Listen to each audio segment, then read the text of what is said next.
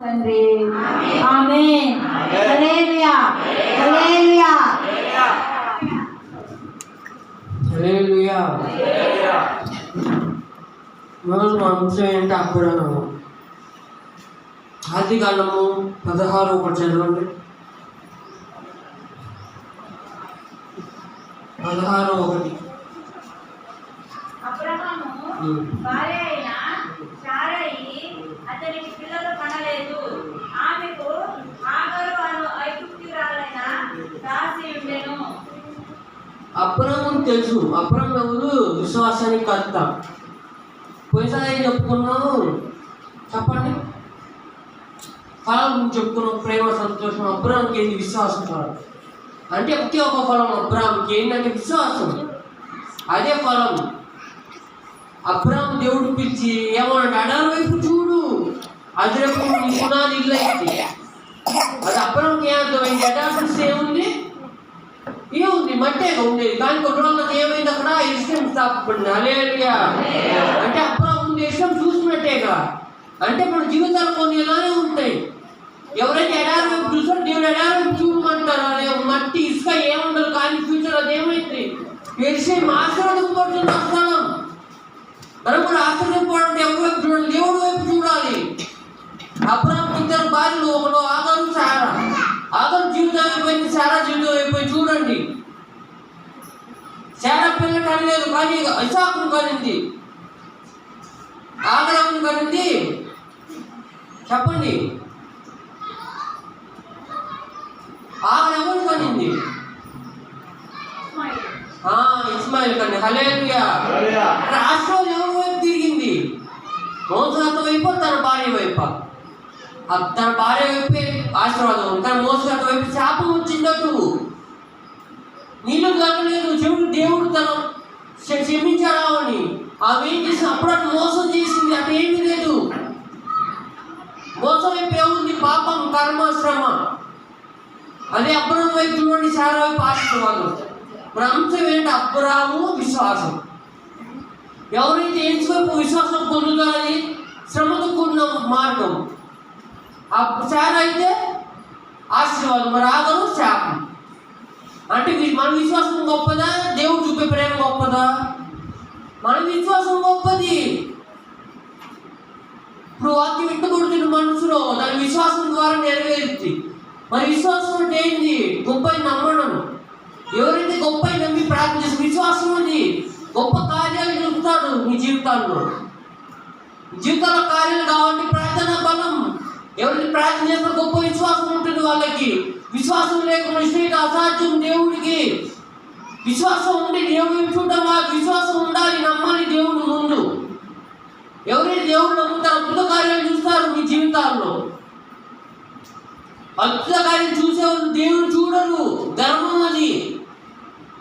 దేవుడు గర్వాన్ని విడిచిపెట్టండి. అణిగి మణిగి ఉండండి. లాజరు లాగా ధనవంతుని వదిలిపెట్టండి.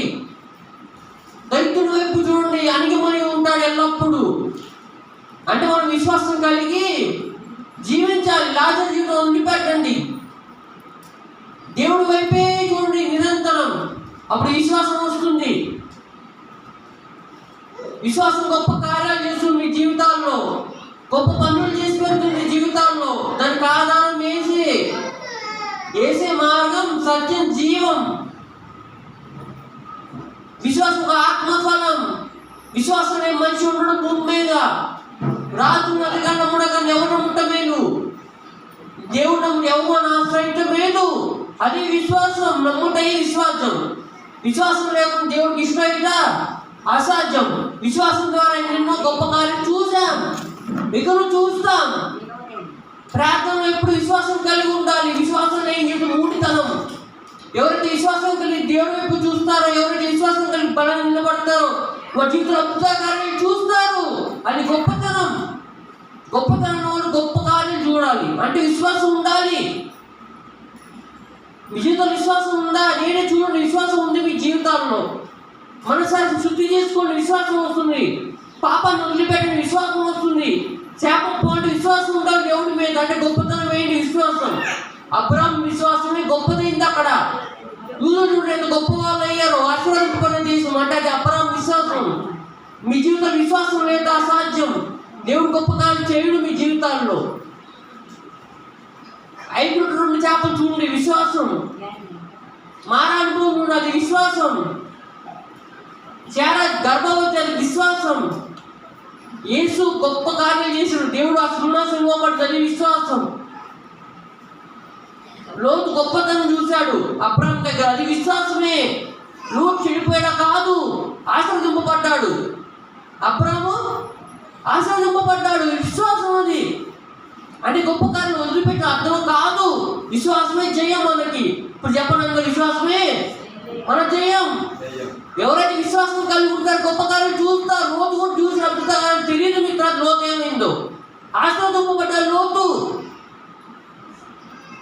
అబ్రహాము కూడా ఆశీర్వదింపబడ్డాడు. భవిష్యత్తు ఒకసారి లోతు ఏమైందో, చివరికి సుధమ కూడా విడిచిపెట్టిన ఆశీర్వదింపబడ్డాడు లేదా? పడ్డాడు. అంటే చావును తప్పించుకున్నాడు కదా లోతు, అది ఆశీర్వాదం. దేవుడితో నమ్మాడా లోతు? నమ్మాడు, అదే ఏంటది? విశ్వాసం. అబ్రహాం చూసిన ఆశీర్వాదం, అదే యెరూషలేము. హల్లెలూయా. అంటే మనం నిరంతరం విశ్వాసం కలిగి ఉండాలి. విశ్వాసం కలిగి ఉండాలి. గొప్ప కార్యం నుండి విశ్వాసం ఉండాలి. విశ్వాసం లేని జీవితం మోడితనం. ఎప్పుడు నిరంతరం విశ్వాసం కలిగి ఉంటే ఆశీర్వాదం వస్తుంది. ఒకసారి దేవుడు యేసు వైపు చూడండి, చూస్తూనే ఉండండి, పడిపోకూడదు. అంటే విశ్వాసం పడిపోకూడదు యేసు వైపు చూస్తుంటే. ఆయన మన కోసం మరణించి తిరిగి లేచాడు, మన విశ్వాసం బలపరచడానికి. నీతిమంతుడు ఒక్కడూ లేదు, నీతిమంతుడు ఒక్కడూ లేదు అన్నాడు. విశ్వాసం ఇవ్వబడింది మనకి. విశ్వాసం మన నీతిమంతుడుగా చేస్తుంది. నీతిమంతుడుగా చేసేది దేవుడు ప్రార్థించాలంటే ఉండాలి. అంటే అబ్రహాం విశ్వాసం గొప్పదే కదా. మనం ఏం కలిగి ఉండాలి? అబ్రహాం విశ్వాసం కలిగినప్పుడు గొప్ప కార్యాలు చూస్తాం. యువక దేవుడు జీవించుడు కాక. ఆమేన్.